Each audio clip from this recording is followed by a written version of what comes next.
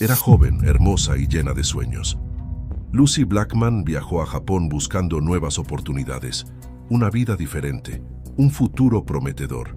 Pero aquel encuentro con un misterioso millonario cambió su destino para siempre. Nadie imaginó que esa cita sería la última vez que alguien la vería con vida. Lo que comenzó como una historia de aventura se transformó en uno de los casos más oscuros y perturbadores de la historia moderna de Japón. Una desaparición que sacudió al mundo entero y reveló el lado más siniestro del lujo, la soledad y el poder. Suscríbete ahora y activa la campana porque lo que vas a conocer hoy no es solo un crimen. Es un espejo de lo que ocurre cuando la confianza se convierte en una trampa. El 1 de julio de 2000, una joven británica desapareció en circunstancias inusuales en Tokio, Japón. Lucy Blackman, de 21 años, había llegado recientemente al país. Había salido para una reunión de trabajo y nunca más fue vista con vida. La desaparición ocurrió a plena luz del día en una de las zonas más concurridas de la capital japonesa. No hubo testigos, no había señales de forcejeo, solo silencio. En las semanas siguientes, el caso atrajo la atención internacional, presionó a los gobiernos y reveló un patrón criminal que había sido ignorado durante años. Este es el caso de Lucy Blackman, y aquí los hechos hablan por sí solos. Suscríbete al canal y activa la campanita porque este video te conmoverá. Lucy Blackman nació el 1 de septiembre de 1978, en Kent, sureste de Inglaterra. De origen británico, sus colegas y familiares la describían como una persona responsable, sociable y organizada. Recibió una educación escolar tradicional y a los 21 años trabajaba como azafata de vuelo en British Airways. A principios del año 2000 renunció con la intención de viajar. Buscaba una experiencia internacional diferente a la rutina europea y decidió junto con una amiga pasar una temporada en Japón. Las dos jóvenes llegaron a Tokio en mayo. En busca de trabajo informal optaron por trabajar como anfitrionas, un puesto común en los clubes nocturnos japoneses que ofrece compañía y entretenimiento conversacional a hombres, generalmente ejecutivos o empresarios. El puesto es legal en Japón, pero a menudo se realiza al margen de las leyes laborales y de inmigración, especialmente para las mujeres extranjeras. Lucy no tenía visa de trabajo. Técnicamente, su estancia como anfitriona era ilegal, lo que suponía un riesgo adicional en caso de problemas. Lucy fue contratada por el Club Casablanca, ubicado en el distrito de Roppongi, una zona céntrica de Tokio conocida por su vibrante vida nocturna, especialmente dirigida a clientes extranjeros. Allí se adaptó a la rutina del dohan, como se llamaba en el club, a las cenas con clientes antes del trabajo. Si bien no había actividad sexual, el ambiente era ambiguo y con frecuencia traspasaba los límites morales y legales del consentimiento y la explotación. El trabajo pagaba bien comparado con lo que Lucy ganaba en Inglaterra y le permitía mantenerse mientras disfrutaba de la cultura local. Sin embargo, como se vería más adelante, este mismo mundo nocturno la exponía a riesgos considerables, especialmente por parte de depredadores con recursos y anonimato. El 1 de julio de 2000, un nuevo incidente entró en los registros de la Policía Metropolitana de Tokio. La historia era sencilla, pero conllevaba una ausencia potencialmente devastadora. Una joven británica llamada Lucy Blackman había desaparecido tras salir para una reunión con un cliente. Lucy, como era habitual entre las anfitrionas de Roppongi, había organizado un dohan, una cena con un hombre previamente citado como parte del proceso de venta del Club Casablanca. El cliente, cuyo nombre no reveló a su compañera de piso, le había prometido un viaje a la playa. Era sábado, un día ajetreado en la ciudad, lo que hacía la desaparición aún más enigmática. La última persona que habló con Lucy fue su amiga Louise Phillips, también anfitriona del mismo club. Poco antes de la reunión, Lucy la llamó. La llamada, según consta en los registros, fue breve y superficial. Dijo que el hombre parecía confiable y que la dejaría en casa después de la reunión. Era el tipo de mensaje que se enviaba para tranquilizarla. Sin embargo, en las horas siguientes, Lucy no regresó, no se presentó a trabajar, no contestó el teléfono y su ausencia empezó a generar preocupación. Al día siguiente, Luis recibió una llamada anónima. La voz masculina al otro lado le dijo que Lucy había decidido unirse a un grupo religioso y que no regresaría pronto. La explicación sonaba improbable y evasiva y despertó sospechas de inmediato. Luis contactó con el gerente del club, luego con la policía y finalmente con la familia de Lucy en el Reino Unido. Inicialmente, las autoridades locales trataron el caso como una posible desaparición voluntaria. Era común que las mujeres extranjeras involucradas en la vida nocturna optaran por desaparecer del radar durante unos días. Además, el sistema policial japonés, históricamente burocrático, no respondía con urgencia a los casos de extranjeros adultos que desaparecían sin indicios evidentes de delito. Sin embargo, la persistencia de su amiga y posteriormente de su familia cambiaría el curso de la investigación. Tim Blackman, el padre de Lucy, viajó a Japón unos días después y lanzó una intensa campaña pública. Distribuyó panfletos, concedió entrevistas a la prensa local e internacional, estableció un centro de información en Tokio y consiguió el apoyo del gobierno británico. La desaparición empezó a cobrar fuerza. Los periodistas comenzaron a cubrir el caso, mientras que los políticos británicos presionaban a sus homólogos japoneses para que dieran una respuesta eficaz. El entonces primer ministro Tony Blair incluso mencionó la situación durante una reunión oficial con el primer ministro japonés, lo que sometió la investigación a escrutinio diplomático. A medida que la exposición se hacía más patente, surgieron más detalles. Este no era el primer informe de mujeres extranjeras desaparecidas en circunstancias similares en la capital japonesa. Algunas fueron encontradas meses después, sin recordar lo sucedido. Otras nunca fueron vistas de nuevo.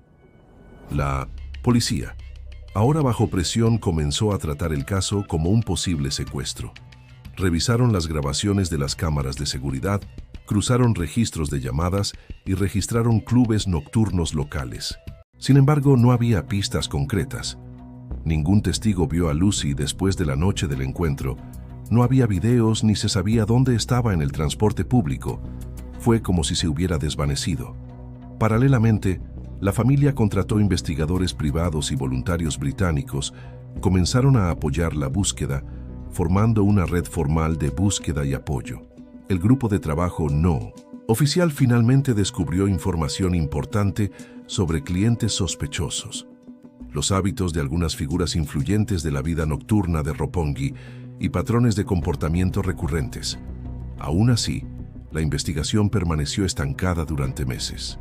No había cadáver, no se reportó ningún delito formal, solo había una ausencia y una creciente sensación de que se estaba encubriendo algo mucho más grave. La desaparición de Lucy Blackman hizo, sino la culminación de un fenómeno desatendido, el riesgo sistemático que enfrentan las mujeres extranjeras que trabajan en el ocio nocturno informal en Japón. La lentitud de la investigación y el escepticismo de las autoridades revelaron deficiencias estructurales en la gestión de estos casos, especialmente cuando las víctimas no pertenecían a la sociedad japonesa.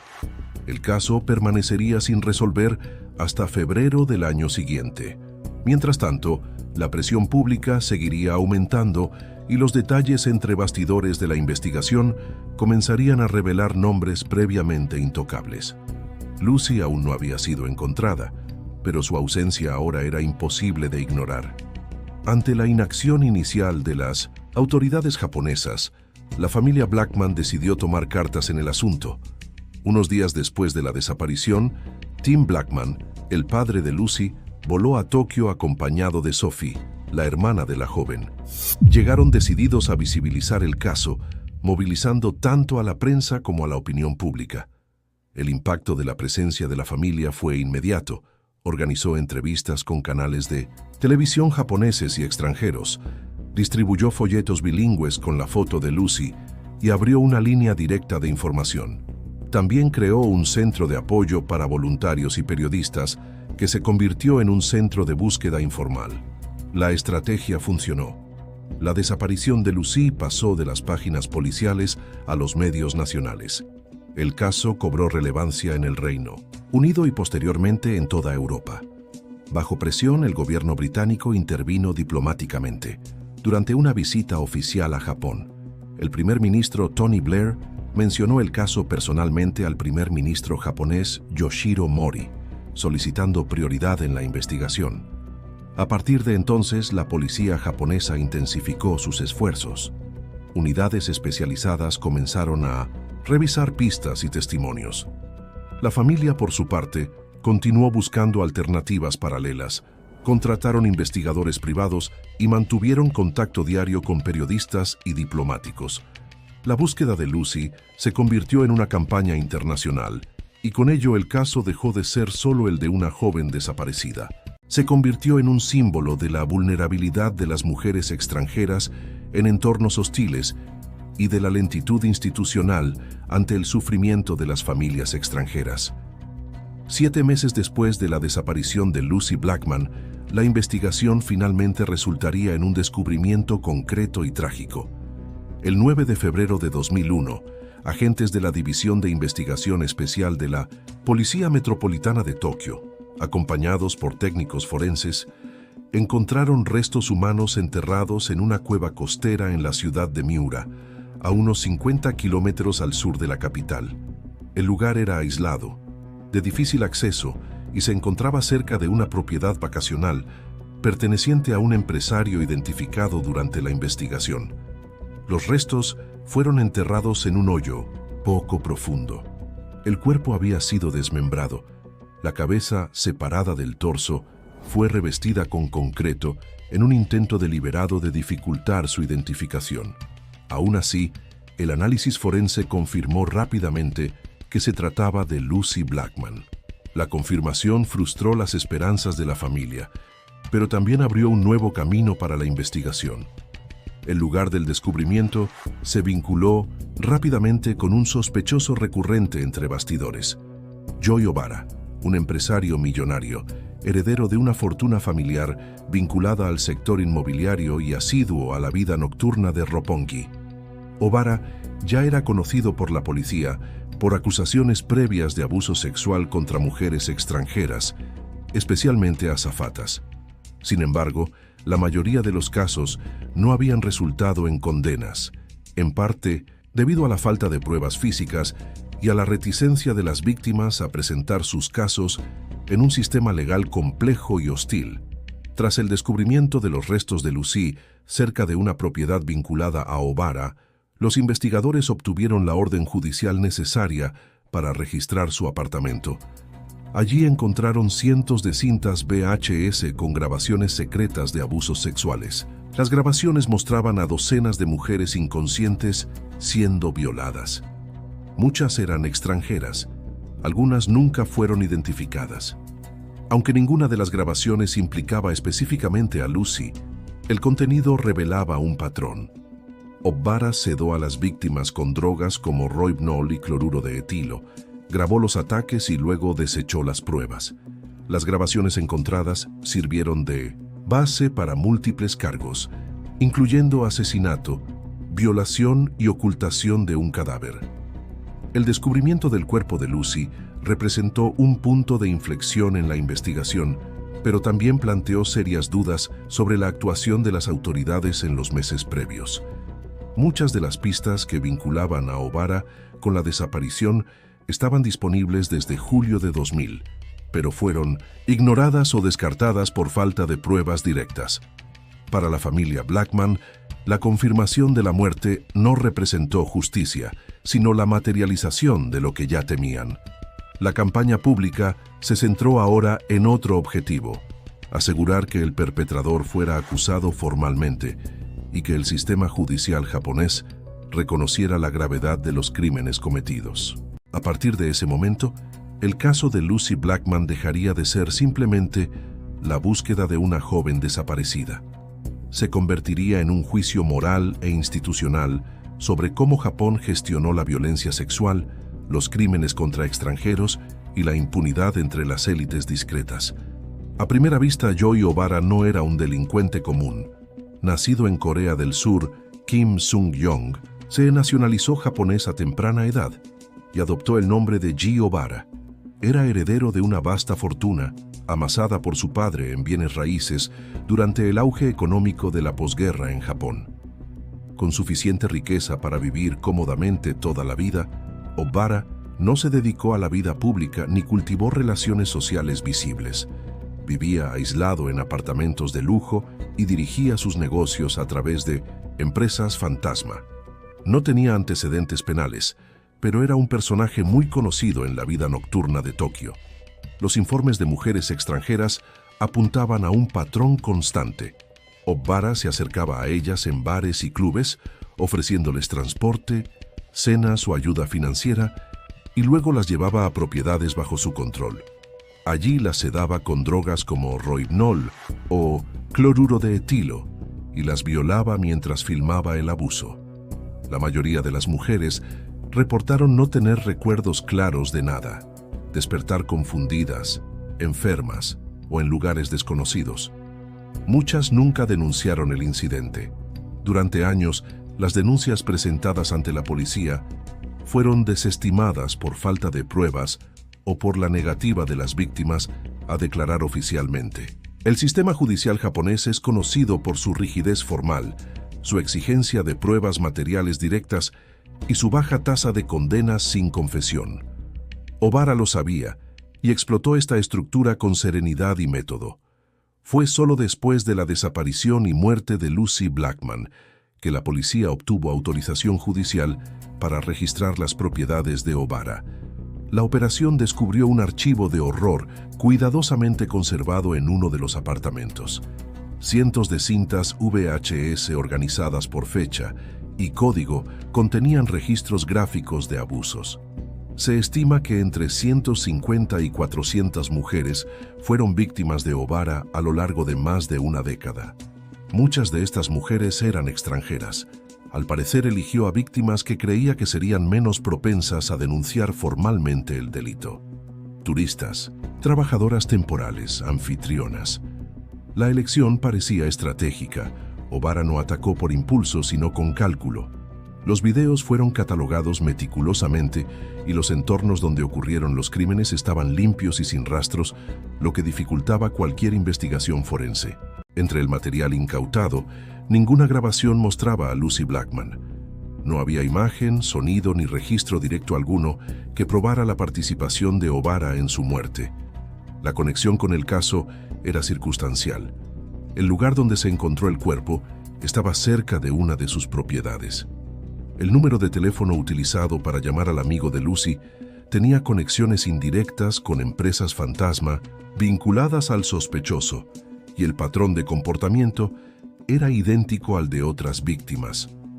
A pesar de las pruebas circunstanciales y el historial de violencia documentado en video, la Fiscalía tuvo dificultades para construir un caso sólido relacionado directamente con la muerte de Lucy.